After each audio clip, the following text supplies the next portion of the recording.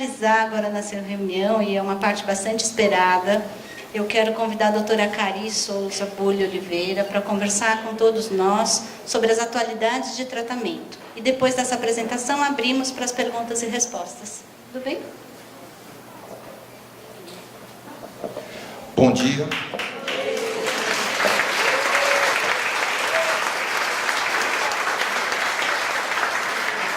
Casa lotada hoje.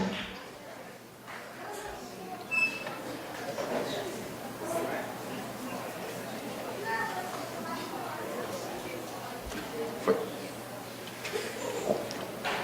Primeiro, agradecimento especial a vocês.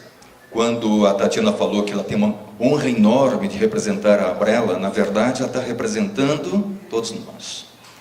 E essa é a grande honra da gente. E quando nós vamos para um evento como esse que aconteceu agora em Boston, nós não estamos lá como pessoas que estão só vendo o evento. Nós estamos lá também tentando trazer as informações selecionadas para passarmos no tocante ao aspecto mais ou menos próximo da verdade. E é difícil falar em verdade completa quando se fala em ciência, porque a ciência é muito rápida. Vejam o que está acontecendo na internet. Nós tivemos agora o 28º Simpósio Internacional de Esclerose Lateral Amiotrófica, e eu estive no terceiro, foi o meu primeiro, em Birmingham, na Inglaterra. Éramos, naquele simpósio, 80 pessoas, considerando-se o pessoal do slide, que era slide antes, que se passava. Poucas pessoas. O evento agora, 1.300 pessoas, ou seja, só de esclerose lateral amiotrófica. Não é de neurologia, não é de doenças não sei das quantas, não, é só de esclerose lateral amiotrófica. Portanto, é um evento que acontece anualmente, ora na Europa, ora na América do Norte, raramente na Oceania e no Japão também, é mais nesses dois locais. Aqui em Boston, que foi do 28º, é uma cidade fantástica, maravilhosa, é uma cidade que tem uma história no esporte, entre eles o beisebol, aqui o Babe Ruth, que representa, uma história da comida americana, é essa que vocês estão vendo, como eles adoram essas rosquinhas. Quando eu ganhei um feijão aqui hoje, até escondi para ninguém pegar, porque não tem feijão lá, é um absurdo total. Mas é o local que tem ciência, é uma ciência maravilhosa. Aqui é a escola da Harvard. Harvard são várias casas, vários monumentos, vários locais onde as pessoas criam, são criativas. E o sonho do americano é colocar um filho dele na Harvard. Se você atropelar alguém na rua, tem um grande risco de atropelar um prêmio Nobel.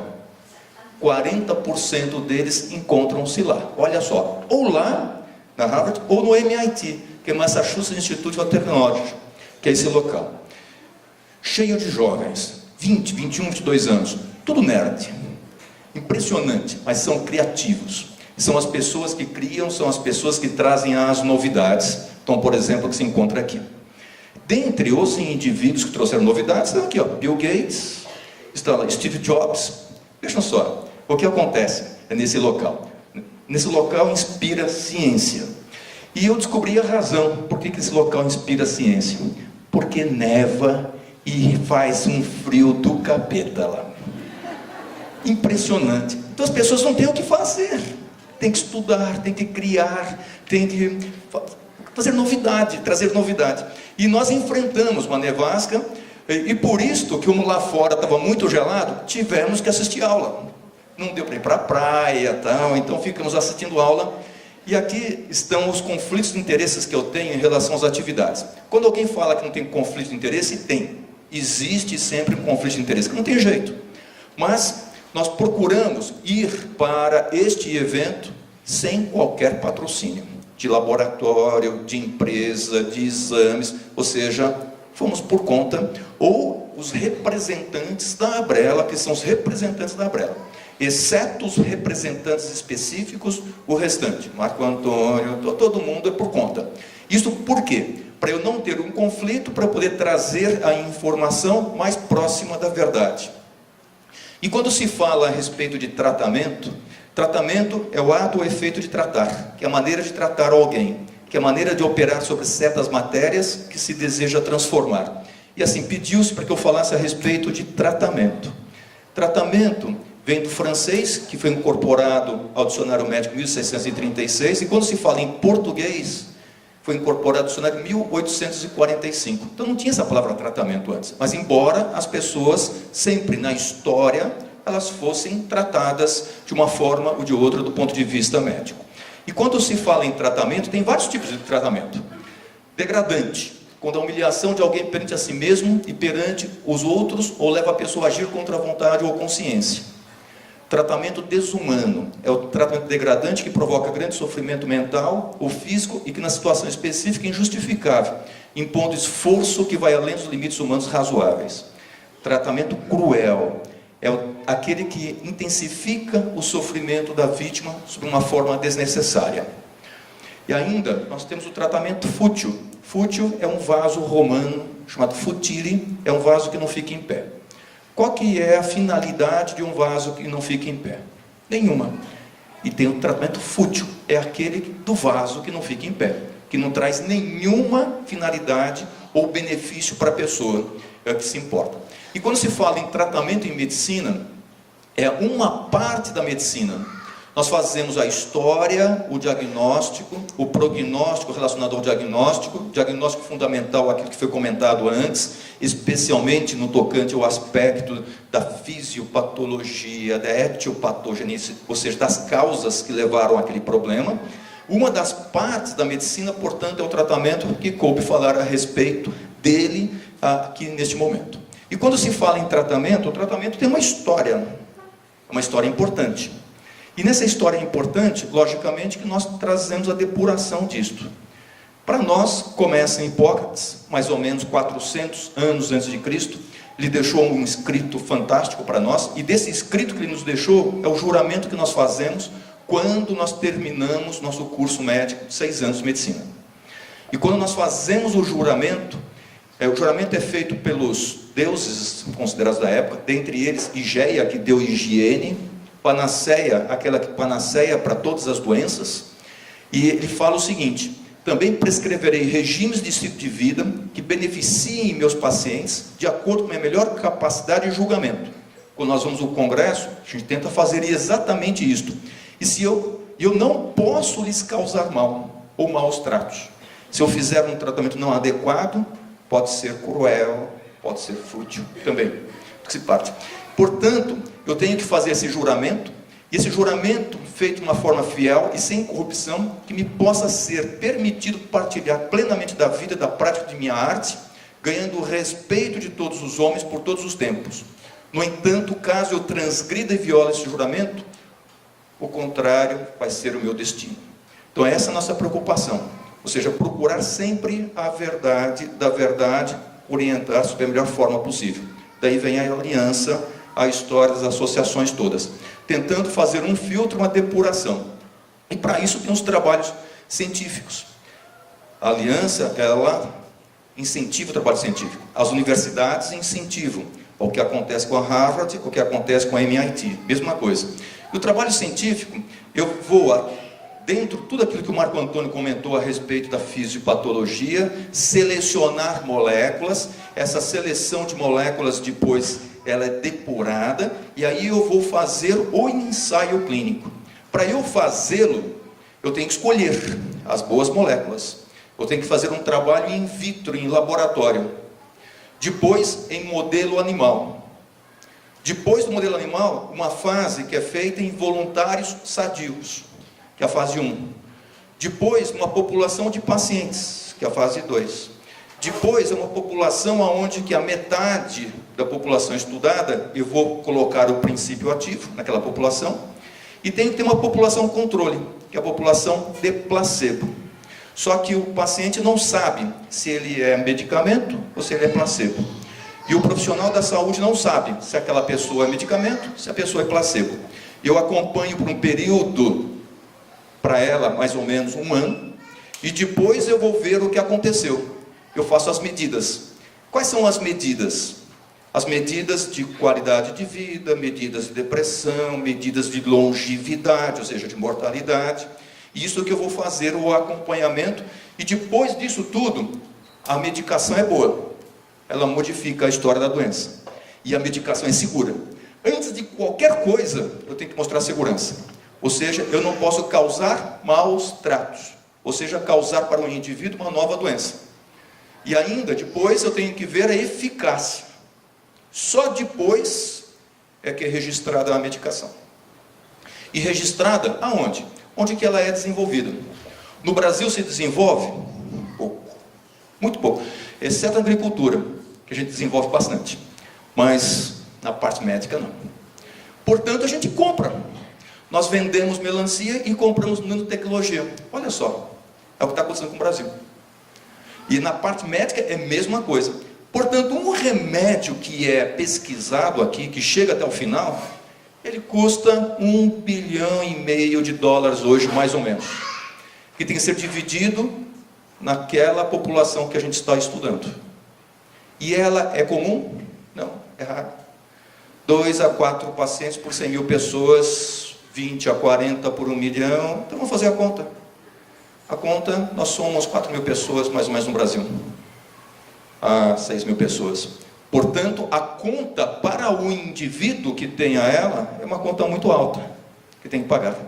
Depois aí tem as leis todas. A saúde é um direito cidadão, é um dever do Estado, mas com responsabilidade social. Então nós temos que selecionar. Porque o custo é para nós. Ele não é unitário, o custo é coletivo. Se nós não usarmos bem o nosso recurso, nós vamos ter recurso para outras coisas. Educação, transporte, segurança e até saúde também. Então nós temos responsabilidade social em relação às escolhas. Para isto, para saber se funciona uma certa medicação, existem os marcadores. Dentre os marcadores, vocês vão escutar muito, é a respeito de uma escala funcional, que é da esclerose lateral amiotrófica, a escala funcional. Nós não temos nenhum marcador específico de doença. Nós temos um marcador específico de diabetes. Temos um marcador específico de câncer, de tuberculose, mas de ELA não. Nós não temos. Por isso que o diagnóstico é difícil. Do primeiro sintoma, a morte, o diagnóstico, 4 médicos. 1 ano, vários exames. Ou seja, é um diagnóstico difícil. E mesmo quando a pessoa recebe o diagnóstico, algumas vezes não é ela, é uma outra coisa. Então as pessoas estão atrás de marcadores específicos de doença. Eles estão descobrindo logicamente lá nos Estados Unidos, logicamente nessa região, logicamente que lá, um marcador para a doença que está na ressonância magnética funcional com um contraste específico que eles fazem. E assim eles marcam já precocemente se a pessoa tem a história da doença. Por que eu falo história da doença? Porque a manifestação clínica, ela começa quando a pessoa já tem a doença, há algum tempo já. Ou seja, nós já perdemos neurônios, em número razoável, quando a doença começa a aparecer. Ou seja, nós vamos descobrindo com essas formas quais são os marcadores diagnósticos e através dos marcadores começamos a selecionar melhor as moléculas que nós vamos aplicar, as moléculas que nós vamos testar. Isso é importante, aqui é para Alzheimer. Então vejam só essa curva. No Alzheimer nós temos uma proteína que se deposita na região da memória. Essa proteína chama-se beta-amiloide. A doença não começou ainda. A doença ela começa aqui, olha. A doença ela começa aqui. A parte cognitiva começa aqui. Então aqui que a gente começa a sentir a doença. Ou seja, como que é o nome daquela pessoa mesmo? Aquele filme, aquele indivíduo que fez aquele filme com aquela moça, que ele trocou ele com ela, que tinha muito pelo, Tony Ramos. Ou seja, a gente começa já a perder um pouquinho. Mas a doença já estava aqui já antes. A deposição da proteína normal, que começa. Depois é que vem a manifestação da doença. O que eles estão atrás é de marcador cada vez mais precoce e específico da doença. A gente já tem para Alzheimer, vai começar a ter para esclerose lateral amiotrófica também. Isso torna-se importante para que nós façamos acompanhamento dos ensaios clínicos. Porque quando se fala em ensaio clínico, nós falamos de salada de fruta. Pegamos manifestações diferentes. Pessoas que começam com alteração na perna, outra pelo braço, outra pela boca, pela garganta, e colocamos nos ensaios clínicos. Uns jovens, outros mais idosos, Uns que têm a evolução mais rápida, outros têm a evolução mais lenta. Muito difícil fazer ensaio clínico com ela, porque não é uma doença homogênea, ela é heterogênea. E se eu ponho naquele bolo metade para cá remédio, metade para lá placebo, eu tento modificar um pouquinho essa forma de salada de fruta, tentar homogeneizar um pouco mais, para eu conseguir ter uma marcação melhor. Para eu saber se uma medicação funciona ou não funciona, por essa heterogeneidade tão grande da doença, eu preciso de um número muito grande de pessoas, mais ou menos próximo de 1000. Quando eu tenho mais ou menos próximo de 1000, eu posso ter forma heterogênea. Mas quando eu avalio um número pequeno, de 100 pessoas, se eu pegar aquela heterogeneidade grande, já é difícil eu fazer essa avaliação. Esse é um trabalho muito peculiar. Foi feito há alguns anos atrás, com uma medicação chamada Dexpramipexol. Quando ela foi utilizada numa fase precoce, com um número pequeno de pessoas, eles tinham notado uma diferença positiva, ou seja, uma eficácia. Mas quando eles estenderam o trabalho para um número maior de pessoas, próximo a 950, nenhuma diferença foi notada. Ou seja, tivemos um pequeno engano no começo, que parecia que tinha benefício, e depois não se mostrou importante. Um outro exemplo, minociclina. O Dexpramipexol nós não tínhamos no Brasil, então não tinha como prescrever. Mas minociclina é um antibiótico que nós médicos, nós prescrevemos para as crianças com acne, para matar a bactéria. É um antibiótico. E descobriu-se que esse antibiótico in vitro, ele protegia o neurônio motor, protegia o neurônio que é afetado na ELA. Em vivo, eles fizeram um estudo, em número pequeno, 100 pessoas, mostrou-se diferença positiva. Aí eles estenderam o trabalho para pouco mais de 400 indivíduos. E quando eles estenderam o trabalho, as pessoas que estavam tomando a medicação, que é em vermelho, estavam morrendo mais precocemente. Ou seja, não só era fútil, como era danoso o medicamento. Esse é um cuidado. E aqui, logicamente, que houve necessidade de interromper antes dos 52 meses, 52 semanas, ou seja, 12 meses, antes disto, teve que interromper. E nós estávamos prescrevendo, só que eu não tinha controle de quem eu estava prescrevendo, porque não era uma medicação controlada, como essa que a gente pega no SUS. Daí a necessidade da lista de medicação especial ser controlada, para saber quem é que está pegando a medicação e como que está acontecendo o acompanhamento dessas pessoas também. Então a minociclina, aparentemente no início ela era boa, aí depois ela mostrou-se muito ruim. O diafragma. O diafragma é um músculo que é afetado na ELA, então ele vai ficando fraco. Então daí a necessidade do ventilador mecânico, tal. Às vezes as pessoas com traqueostomia. Aí um grupo criou uma forma muito peculiar e que aparentemente seria maravilhosa, que era através de um marca-passo, só que em vez de se marca-passo para o coração, ele vai para o diafragma, para fazer o diafragma funcionar, tuf, tuf, tuf, sem a necessidade da pessoa respirar. Então ele dá um choquinho, lindo. Se o problema é a fraqueza do músculo respiratório, se eu estimular, nossa, eu vou controlando isto. E assim foi feito e começamos a prescrever para alguns indivíduos esse tipo de situação. Com o tempo, mostrou-se que os indivíduos que foram tratados com isso não tiveram melhora e parece que tiveram até uma aceleração da doença. Também, ou seja, o cuidado. Hoje não é recomendado esse tipo de tratamento. E com o tempo, tem um detalhe. Quando eu fui para o congresso, 93, 92, foi o terceiro, não tinha nada de parte genética. Nós falávamos o seguinte: esclerose lateral amiotrófica é uma doença esporádica, parece de 5 a 10%, se tanto, parece que há uma forma familiar. Só que nós não sabemos qual que é o gene, porque existem na família pessoas com ela. Então nós chamamos de forma familiar. Em 94 é que apareceu o gene da SOD1, da supressão desmutase, que foi o primeiro. E desse gene fez-se um modelo animal, ou seja, com um defeito do gene. Só que com o passar do tempo, vejam só, foram aparecendo outros, e a quantidade de genes não para de crescer, porque aparece. E no momento, a forma genética mais comum é essa, chamada C9orf. Mais comum na Europa, talvez aqui no Brasil também, mas lá é a mais comum. Portanto, estão sendo feitos ensaios clínicos com modelos animais com essas mutações genéticas, que nós vamos acompanhando. Faz-se modelo animal, por exemplo, com camundongo, por exemplo, também com cachorro, por exemplo, com macaco, pode ser feito.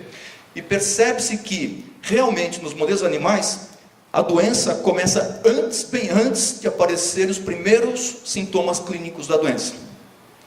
Ou seja, quando ela aparece aqui, ela já está muito avançada em relação à fisiopatologia. E esses modelos vão nos ensinando a entendermos melhor a doença, o que o Marco Antônio comentou. Ou seja, como que é o comprometimento. Se esse comprometimento ele se encontra no núcleo da célula, se ele encontra no citoplasma da célula, se tem comprometimento do DNA, se tem comprometimento da inflamação, do astrócito, da microglia, da mitocôndria, aquelas relações todas que o Marco Antônio comentou. E uma novidade que foi colocada agora foi essa relação entre o núcleo e o citoplasma, através de poros da célula. Ou seja, o tráfego de substâncias passando por poros da célula. Isso torna bastante importante na informação que vem de fora para dentro e de dentro para fora. E dá para justificar, portanto, em relação a esses poros, doenças de locais específicos, ligadas, por exemplo, a substâncias tóxicas. Por exemplo, a cianobactéria, que está lá no aquífero, e que pode, ela, ser chupada, desse jeito mesmo, para os tecidos, para a região do neurônio motor, e ele entrar em processo de cansaço e falência e degeneração. Então, assim, justificaria em relação aos poros. Quando se fala no desenho, nós falamos que a doença é do neurônio motor. Mas não necessariamente ela começa no neurônio motor. Ela pode começar em qualquer célula vizinha. Mas no final, afeta o neurônio motor. E ele sendo comprometido, o músculo fica atrófico. Ele perde o contato. O que os cientistas estão procurando, não importando como começa a doença, se eu conseguir impedir isso aqui, a doença para de avançar. Estão procurando o CEP, único, para todas as formas de manifestação da doença. Então, se eu encontrar esse CEP único, não importa se ela comece pela alteração na estabilidade proteica, ou do RNA, ou do citoesqueleto, mas se eu conseguir identificar como ela termina no final, evitando essa situação final no estágio da doença, eu vou conseguir tratar a doença de uma forma mais específica. E assim eles estão estudando as formas familiares, especialmente aquela que é mais comum, que é a C9orf. Vocês vão escutar muito falar a respeito dessa C9orf. E nessa forma familiar, descobriu-se que há uma proteína que é feita, ela fica instável. Ela ficando instável, no final, depois, ela se agrega. Em vez de ela ficar estável desse jeito, na célula, ela se ajunta. E esse ajuntamento de proteína faz com que ocorra uma alteração na célula. E essa alteração, a morte celular. Portanto, a forma que eles estão procurando é evitar exatamente essa situação, permitindo-se que ela fique na periferia da célula, sem ser aglomerada. Portanto, a procura é como estabilizar essa proteína, como estabilizar desse jeito. A semelhança que aconteceu com essa doença chamada amiloidose. A amiloidose é uma doença difícil, porque é feita uma proteína, essa proteína tem 4 pedacinhos. Esses pedacinhos eles têm que ficar juntos. É um tetrâmero. Se não ficar junto, ele se dissocia, e essa dissociação pode fazer com que ele seja aglomerado. Sozinho, ele aglomera. E esse aglomerado é que mata a célula. E que célula que mata? Mata a célula de vários locais. Do fígado, mata a célula do nervo, mata a célula do coração, do sistema digestório e do rim. E também da parte ocular e também da meninge. Uma doença só faz tudo isto. Ou seja, do primeiro sintoma à morte nessa doença são 10 anos. E essa doença, uma das formas de manifestação, ela é hereditária, a hereditariedade portuguesa brasileira, e essa doença tem sido muito estudada, e nesse estudo descobriu-se um jeito de estabilizar a proteína, através de uma substância que a gente dá por via oral. Essa substância por via oral consegue estabilizar a proteína. Se ela é estabilizada, ela não é quebrada, então não tem essa forma dissociada que vai se aglomerar. E assim conseguiu-se melhorar a sobrevida das pessoas. Os indivíduos sem a medicação, com a medicação, uma medicação oral, custa $200 mil ano. São as pesquisas. E o Brasil importa, o Brasil paga. E nós não produzimos. Aí tem uma outra forma de tratar. Se a proteína ela é feita de uma forma anormal, e se eu evitar a produção daquela proteína? Aí vem a engenharia genética dos caras de novo de lá. Essa engenharia genética faz com que, se a proteína ela é feita, se ela for anormal, porque o código genético é anormal, se eu criar um complemento dela, evitando que ela seja lida, e que ela seja feita, ou seja, do DNA para o RNA, eu não tenho a formação dela, assim eu não tenho a proteína normal. O que eles estão fazendo? Exatamente inibindo a produção dela, lá no DNA ou no RNA. E através de técnicas muito interessantes. Uma das técnicas que nós estamos envolvidos, que na Escola Paulista de Medicina também, que é uma medicação chamada Inutersen, aqui é a história natural dos pacientes. Piorando. Aqui é o paciente tratado, estabilizou.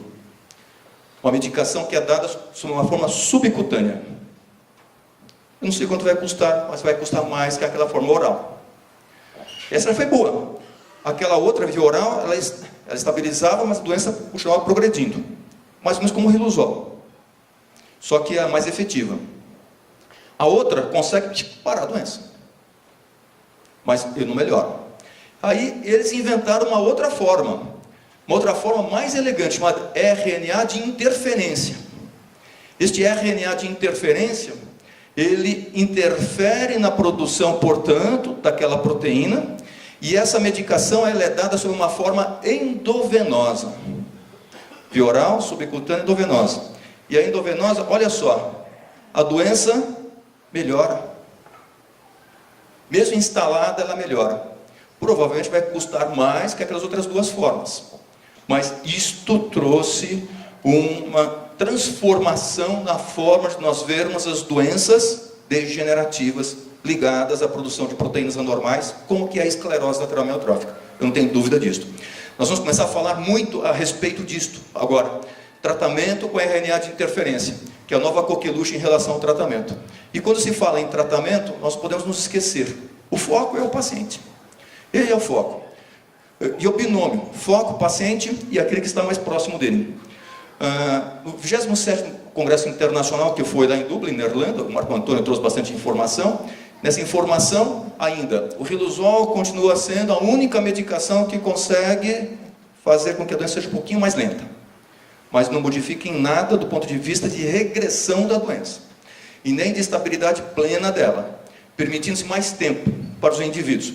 E vários trabalhos mostrando que tem diferença estatística entre o tomador e não tomador. Assim também nós temos, sem dúvida nenhuma, que a ventilação não invasiva, ela traz benefícios para as pessoas. Não só no sentido de longevidade, mas em qualidade de vida para o indivíduo e para a família também. Assim como a gastrostomia endoscópica percutânea, se feita precocemente. Não quando a pessoa já tem um comprometimento clínico muito importante. Ou seja, é um procedimento que deve ser feito de uma forma mais adequada. Detalhes interessantes. Depressão e sobrevivência. Aqueles indivíduos depressivos, a doença é mais rápida. Os indivíduos que não têm depressão, a doença é mais lenta. São vários trabalhos que apresentam essa condição, portanto eles falam, há necessidade de tratar o aspecto psicológico. Então as pessoas elas têm que ressignificar-se em relação à vida. A metilcobalamina, trabalho japonês, já de alguns anos, de uma forma intramuscular, 2 vezes por semana em dosagem grande, 50 miligramas. Ela atrasa a doença. que aparece. Então, por enquanto, é a informação que a gente tem. É um trabalho japonês que mostrou-se que tem essa efetividade. A serina é um aminoácido, é um trabalho ainda preliminar, feito pelo pessoal de Miami. Quem toma a serina em dosagem bem alta, parece que a doença ela é mais estável do que aqueles indivíduos não tomadores da serina. Talvez seja uma proposta medicamentosa. E serina faz parte das proteínas depois, também. Assim como tinha uma informação de olanzapina, que é um medicamento que é dado para tratamento psiquiátrico. Está na internet. Algumas pessoas estão fazendo uso dela. A gente tem que tomar bastante cuidado, porque a olanzapina é um medicamento para esquizofrenia e para aqueles transtornos paranoides. É uma medicação poderosa, que diminui o movimento das pessoas com efeito secundário. E um dado muito interessante na ela, peso. A perda de peso, as pessoas mais magras, a doença mais rápida. As pessoas que não têm uma certa reserva, a doença mais rápida. As pessoas que têm uma reserva melhor, ela é um pouco mais lenta. E com a olanzapina, aquelas pessoas que estão perdendo peso mais rápido, com ela, é menor a queda. Então parece que a gordurinha é protetora aqui em relação à esclerose lateral amiotrófica. O Marco Antônio trouxe, na outra, o Tirazentiv, que é uma medicação para melhorar a força muscular. Mexe nas proteínas de contração, a quitina e miosina. E o trabalho que eles apresentaram era, tem uma diferença na ventilação, na capacidade ventilatória. As pessoas com Tirazentiv parece que elas têm uma capacidade ventilatória melhor. E assim eles estenderam o trabalho para um número maior de pacientes, 711. Veja, quando uma população é pequena, eu tenho uma informação. Quando eu estendo o trabalho para uma população maior, aqui duplo cego randomizado, acredito que eu expliquei para vocês também, foi apresentado agora, no 27º Congresso Internacional de Esclerose Lateral Amiotrófica. Um trabalho com dosagem 375 e 500 miligramas, eles mostraram que praticamente não tem diferença nenhuma. Ou seja, mesmo uma medicação cara, ela não trouxe diferença. E o laboratório que trouxe a medicação tinha uma certeza absoluta que a medicação ia ser positiva. Tanto que eles investiram num evento à noite, num jantar maravilhoso, especial. Aí eu falei que não tinha conflito de interesse, né? Acaba tendo. Porque tinha um jantar para eles apresentarem alguma coisa relacionada ao laboratório. E alguma coisa seria do Tirazentiv.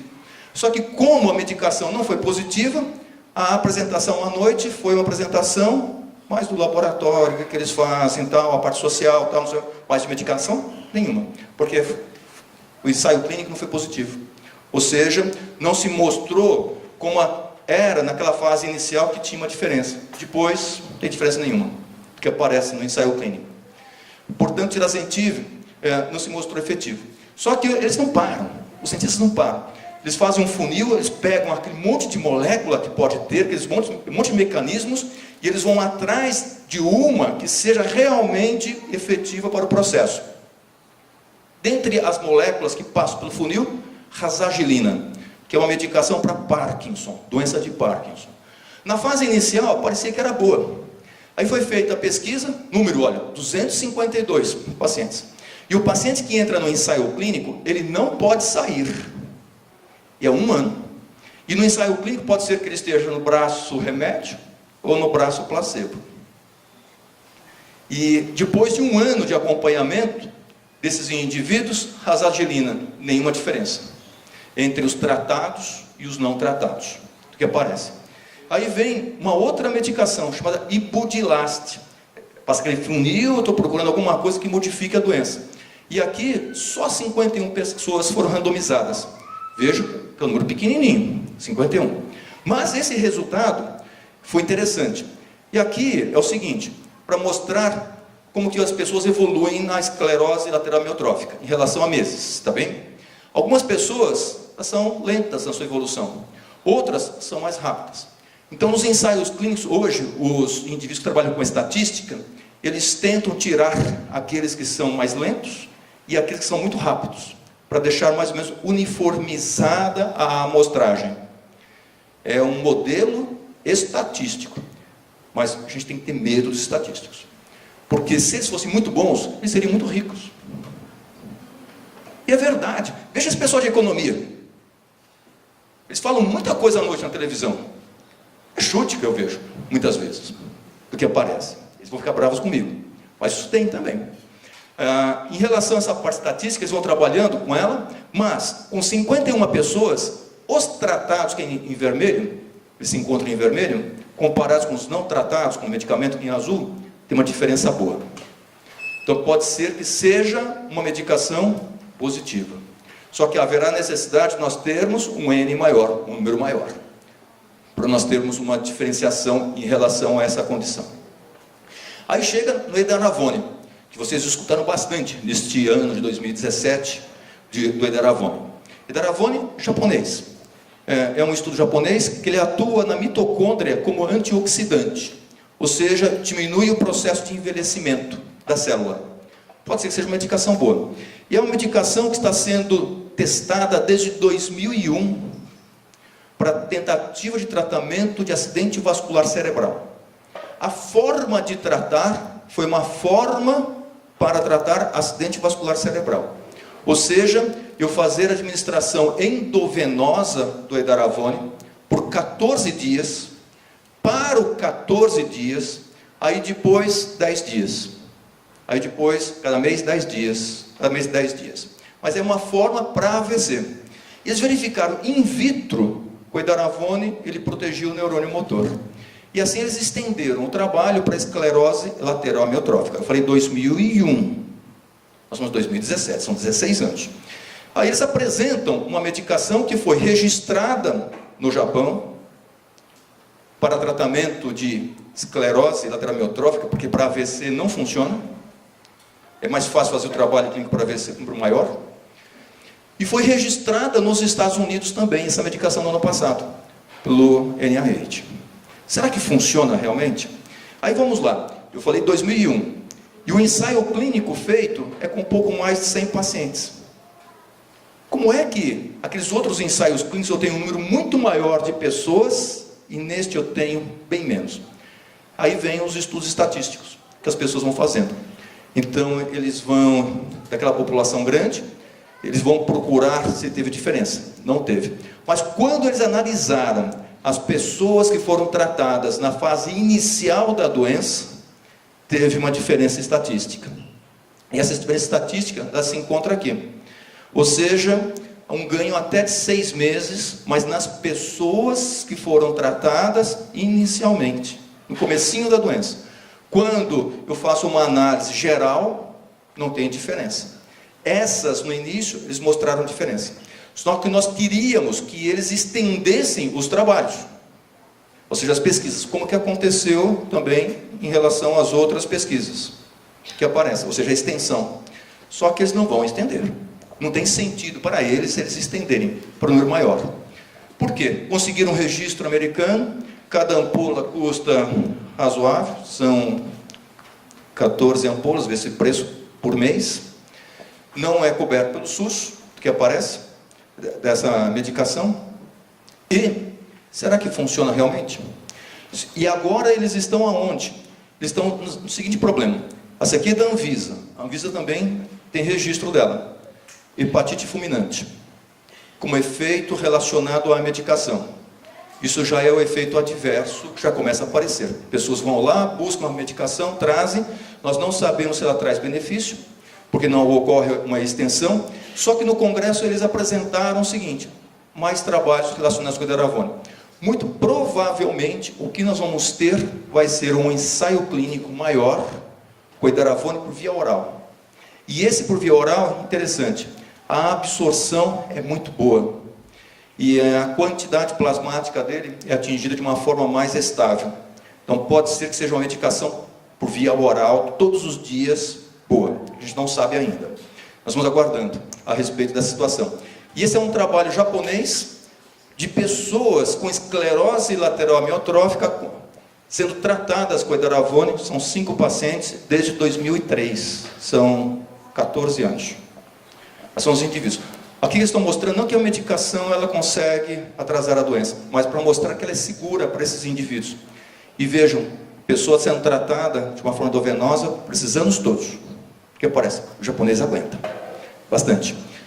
Uma outra medicação é o masitinib, que nós temos comentado bastante a respeito dessa medicação. O masitinib, ele tem uma atuação no processo inflamatório que aparece.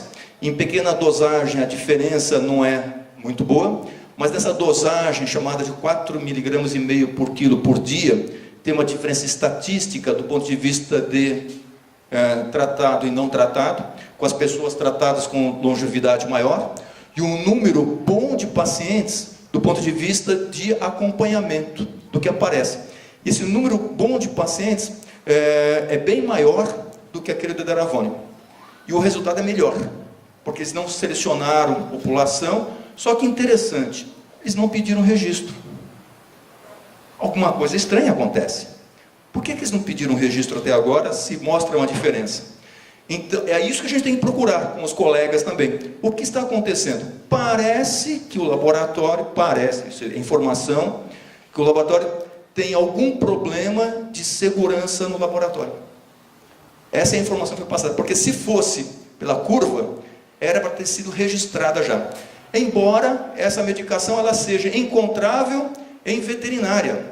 Já, nome comercial, Masivet ou Kinavete, para o processo de tentar melhorar a força de animal também.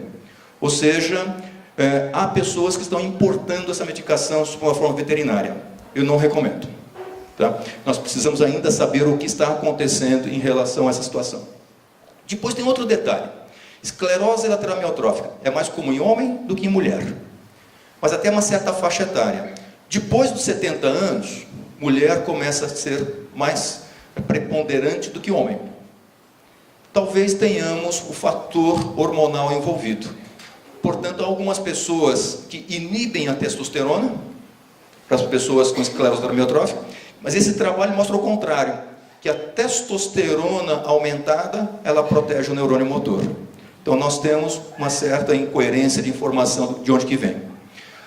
Uma outra coisa chamada muita atenção. Os indivíduos que têm esclerose lateral amiotrófica, uma parcela grande, os reflexos são aumentados, bem aumentados, que é a hiperexcitabilidade do neurônio. E são feitos testes agora, mostrando que realmente o neurônio motor superior, ele tem uma certa hiperexcitabilidade. São testes feitos a respeito disso, são vários que foram apresentados. E se eu tenho essa hiperexcitabilidade, se eu fizer uma inibição dela com uma medicação anticonvulsivante chamada retigabina, pode ser que seja uma medicação poderosa para inibir a evolução da esclerose lateral amiotrófica. Isso foi muito bem demonstrado agora. Mas qual é o problema? A medicação ela tem que chegar lá no cérebro, tem que chegar lá no neurônio. Então ela tem um caminho entre a parte interna nossa, atravessar várias barreiras, até chegar na célula. E há certas medicações que não conseguem chegar na célula. Então pode ser que nós tenhamos formas diferentes para tratarmos os indivíduos. Houve uma apresentação que eu achei muito interessante, do Richard Bedlack. Esse indivíduo ele tem uma forma bem elegante e peculiar de entender os processos. Um deles é o seguinte: esclerose lateral amiotrófica é uma doença rara, é uma doença que apresenta-se na sua história uma evolução que é relativamente rápida para os indivíduos. Então, para essas pessoas, há necessidade de procurar de uma forma rápida medicamentos. E as pessoas têm direito ao uso da medicação de acordo com ele. E os médicos têm direito à prescrição de acordo com ele. E o exemplo que ele utilizou foi aqui as bruxas de Salem. Salem é uma cidade pequenininha que fica próxima de Boston. Em 1692 houve uma história que umas pessoas faziam bruxaria e essas bruxarias estavam comprometendo o comportamento de certos indivíduos. Uma delas foi uma senhora negra e depois foi uma epidemia. Nessa epidemia, 5 homens decidiram a vida de várias pessoas. E assim 25 pessoas foram mortas. Umas delas enforcadas, outras no presídio, e outra foi amassada literalmente com pedra também. Isso tudo em relação à crença. A crença na época era bruxaria. Medicina é bruxaria. Medicamento é bruxaria. Não deixa de ser também. Mas tem que ter crença para ele. Só que a crença tem que estar baseada em evidência científica. Depois se verificou que a alteração comportamental das pessoas era envenenamento do trigo por um esporão. E esse esporão do centeio fazia com que as pessoas tivessem uma manifestação de visões. E essas visões que eram consideradas bruxaria, que a gente sabe hoje. Portanto, em relação à medicação, nós temos que passar por fases de crença, mas tem que ter também o entendimento de uma forma muito apropriada das fases todas, para que nós façamos a aprovação de uma medicação para a inclusão dela nos receituários. Daí a dificuldade de selecionar também. E não fazer a pessoa pagar muito por algo que não traga benefício para ela. E dentre as novas estratégias, são inúmeras. Essas são as perfiladas lá do Congresso. Todas elas baseadas naqueles princípios que o Marco Antônio colocou. Todas elas baseadas naquele funil. Todas elas baseadas em alguma forma de manifestação. Só que eu acho, assim, particularmente, que nós estamos gastando muito dinheiro para tentar ver uma das formas de manifestação. Ou pela forma inflamatória, ou degenerativa, ou metabólica. Mas o segredo é o final para mim. Se eu conseguir identificar esse finalzinho e interromper a cascata aqui, a doença é controlada. Igualzinho da amiloidose. É da mesma forma. Então, talvez nós tenhamos que procurar esta condição final. Aí vem a célula-tronco. Célula-tronco, ela está nos oferecendo entendimento desses mecanismos, mas não tratamento. Eles estão muito mais avançados que nós. Mas muito mais. E hoje eles mostram o seguinte, que é possível jogar célula-tronco no líquido cefalorraquiano. É possível jogar célula-tronco no cérebro. Só que o processo é para mostrar segurança e não eficácia. E o que eles estão procurando com a célula-tronco são os mecanismos. São essas condições que o Marco Antônio comentou. E nós nunca aprendemos tanto como nesses últimos anos com a célula-tronco. O que causa vida, o que causa morte da célula. É através dessa célula-tronco. Nós estamos entendendo ainda essa dificuldade em colocar as peças em contato de uma forma adequada. Então, isso que nós estamos fazendo em relação à célula-tronco, mas ela não é ainda remédio. E eu não acredito que ela vá ser remédio. Ela vai nos ensinar mecanismos. Mesmo nos locais onde que tem uma especificidade fantástica de laboratório e tudo, ela não é remédio. Eles não instigam, nesses locais sérios, pessoas fazerem tratamento com célula-tronco, só que eles instigam as pessoas para ajudarem no entendimento da doença. E uma das doenças que eles estão trabalhando de uma forma intensa é aquela condição chamada esclerose lateral amiotrófica familiar, a C9-ORF, porque é a mais comum na Europa e também na América do Norte. Então essa eles estão fazendo um trabalho intenso, e nesse trabalho intenso, mesmo tendo o indivíduo uma mutação, na família dele, uma pessoa evolui de um jeito, e outra evolui de outro. E outra evolui de outro. O mesmo defeito. Então, o que acontece com o indivíduo? Nós não somos iguais. Somos diferentes. Nós temos outras formas de nos defendermos da doença. Outros genes, outras características marcantes de estilo de vida. Isso pode fazer modificação da doença. Ou seja, para o futuro, eles falam o seguinte, que nós precisamos fazer a medicina personalizada, individualizada. E começa a ter, nós estamos falando em genoma aqui no Brasil, eles já pararam de genoma. Eles já fizeram o exoma, já foram para o genoma, e agora eles estão no sentido de entender as proteínas, que é proteômica, e muito mais para frente. Ou seja, com a quantidade de sangue, ou de saliva da pessoa, ou de bochecha. Então eles fazem uma análise fantástica de vários marcadores e de vários processos. Processo inflamatório, degenerativo e tal. Então eles vão vendo, de acordo com os marcadores, qual é aquele que está relacionado com doença. É como que se fosse o endereço da cidade. E a inter-relação da pessoa com outras pessoas, e essa inter-relação é que vai dizer como que a pessoa vai evoluir. E como que eu poderei interferir no desenvolvimento de propostas terapêuticas, que é a medicina personalizada. E isso está chegando, é muito interessante. São esses processos todos que eles vão fazendo, a seleção. Aqui, por exemplo, desse indivíduo, ele tem alguns marcadores, dentre eles hormonal, dentre eles IRNP, dentre eles marcadores ligados a glutamato, que é do riluzol, dentre eles com a metionina, da metilcobalamina, que é injetável, e dentre eles do estradiol. Ou seja, através desses marcadores, talvez eu dê para aquele indivíduo uma proposta específica para ele. Um pouquinho de hormônio tiroidiano, um pouquinho não sei o quê, um pouquinho de testosterona, ou seja, individualização, ela vai chegar para esses indivíduos. Nós estamos expandindo, portanto, a forma de entendimento da doença. E de acordo com certas características dos indivíduos, se eu encontro um processo inflamatório específico naquele indivíduo, eu vou entrar com uma condição anti-inflamatória específica, que é esse trabalho feito com o linfócito T, que faz com que a doença ela fique estabilizada para o indivíduo. Já começamos a entender melhor essas propostas. Só que o boom mesmo é a terapia genética, igualzinho do que aconteceu com a amiloidose. É da mesma forma. E a terapia genética, através das riboenzimas e através do estudo, vocês vão escutar muito falar a respeito disso, dos pequenos RNAs, os microRNAs. E esses microRNAs, eles vão fazer o quê? Exatamente a estabilização daquela proteína. Aquela proteína que fica depositada, que é anormal, que vai instabilizar, que vai fazer com que tenha a doença na sua evolução. E a doença é o seguinte, é interessante que eles mostraram. Quando uma célula ela entra em degeneração, aquele código de degeneração passa para a célula vizinha, como se fosse contaminação da célula vizinha, que passa para a vizinha, que passa para a vizinha, que passa para a outra. Se eu interromper isto, acaba a cascata. Desse jeito. E essa forma de tratamento já começou já. Oligonucleotídeo antissense, igualzinho da amiloidose.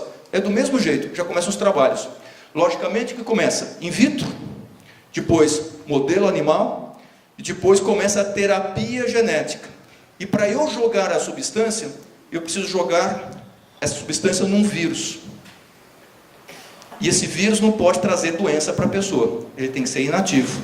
Só que esse vírus, ele entra na corrente circulatória e vai para a região certinha para fazer a correção daquilo que eu preciso fazer. Dentre eles, eu tenho esse AAV, eu tenho o lentivírus, eu tenho esse outro chamado shRNA, o microRNA do que aparece, e eu jogo para a pessoa isto. E esse jogar, logicamente, que eu tenho que fazer primeiro em modelo animal, depois eu faço. Ou seja, a turma que trabalha com isso é enorme, os laboratórios são enormes, são espetaculares, não dá para competir com essa gangue toda, mostrando-se em camundongo, esse tratamento agora. O camundongo com gene doente. O camundongo com gene doente. Esse camundongo, 134 dias, não se mexe. 140 dias ele morre. Esse camundongo, 198 dias está vivo ainda. Que aparece. E não só vivo, como movimentação bastante evidente, bastante intensa. Ou seja, uma diferença grande do que aparece. Aí eles fizeram em macaco. O mesmo resultado. Eles fizeram a mesma coisa em macaco, eles fizeram em cachorro. Mesma coisa. O que aparece? Estão fazendo em humanos. Ou seja, quantidade pequena ainda de pessoas. Então veja, eu quero fazer isto. Muito cuidado. Por quê? Começam a aparecer os problemas depois também. Que pode ver. Isso aqui é um indivíduo, aquela sequência dos não tratados com o tratado. Embora tem uma lentificação, mas a doença continua avançando ainda, do que se tem. Mas foi a grande modificação colocada lá. E nós não temos dúvida que essa forma será a forma mais rapidamente incorporada, do ponto de vista de maior resposta em relação à esclerose lateral amiotrófica. O trabalho que fechou o congresso foi este, que são as lições da SOD1, que é aquela primeira mutação que foi colocada, em 1994.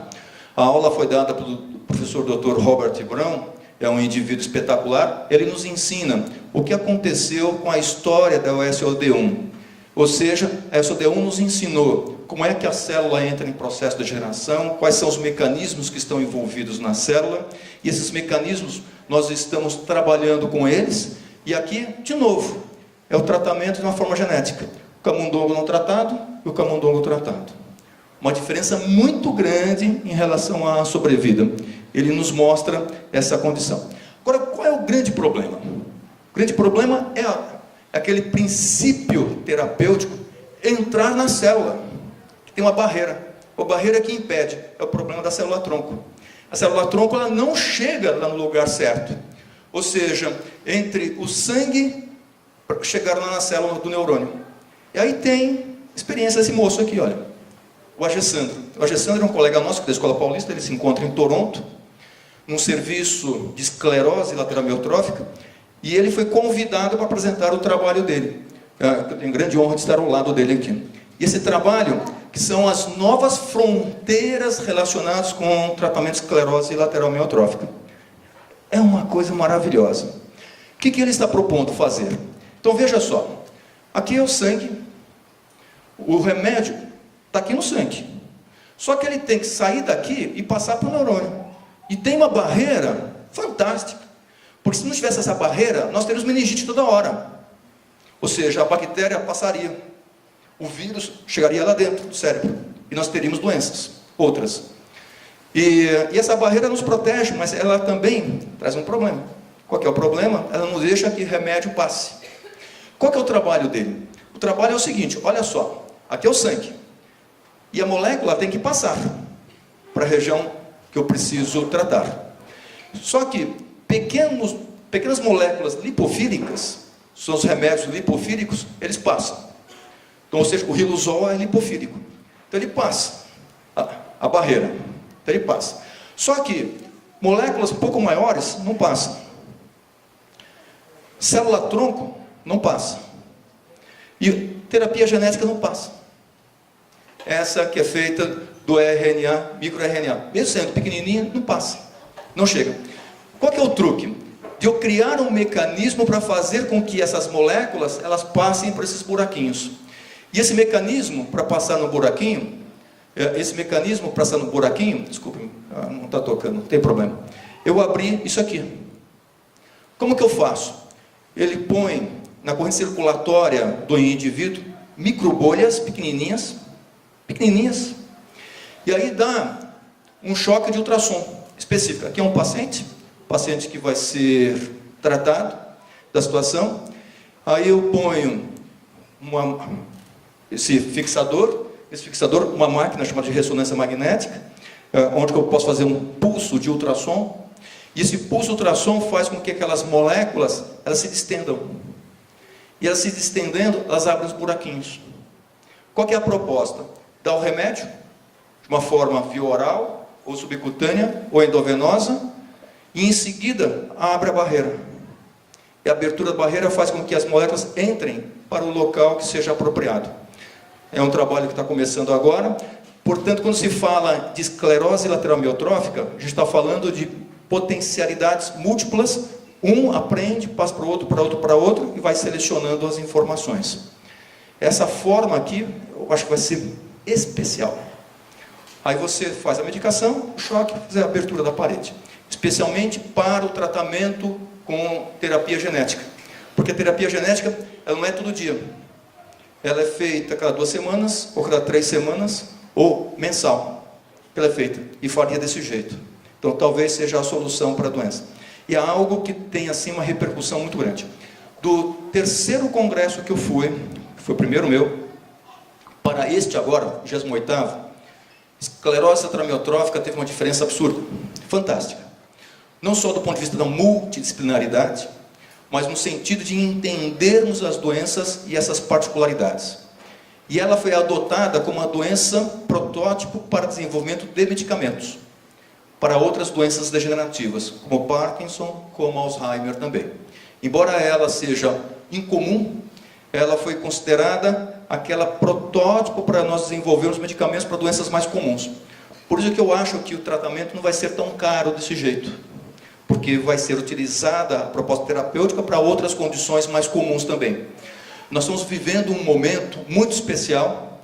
O próximo congresso, o 29º, vai ser em Glasgow, na Escócia, de 7 a 9 de dezembro, também com inverno. Tenho certeza absoluta que a gente não vai poder sair lá do local do evento. E essa fotografia é uma fotografia tirada da Lua para a Terra em 23 de agosto de 1966. Foi a primeira fotografia tirada da Terra, de fora. Fotografia linda, maravilhosa. Essa é uma fotografia que foi tirada agora, acabou de ser tirada. Então tem uma diferença muito grande de 66 para cá, embora a Terra seja a mesma. Mas a forma de ver a Terra é completamente diferente. É assim que eu falo da esclerose lateral amiotrófica. A doença é a mesma, mas a forma de vê-la é completamente diferente. E eu não tenho dúvida nenhuma que já estamos vivendo o futuro. O futuro já é agora. Então, não é assim que vai acontecer alguma coisa para frente. As coisas estão acontecendo muito e muito rápido. O que nós temos que ficar é atentos. Muito atentos. E aqui nós somos uma família. E dentro dessa família, as propostas, elas procuram ser as melhores possíveis. É difícil de falar que aquilo seja completamente a verdade. Aqui é só uma impressão nossa. Então, obrigado para vocês.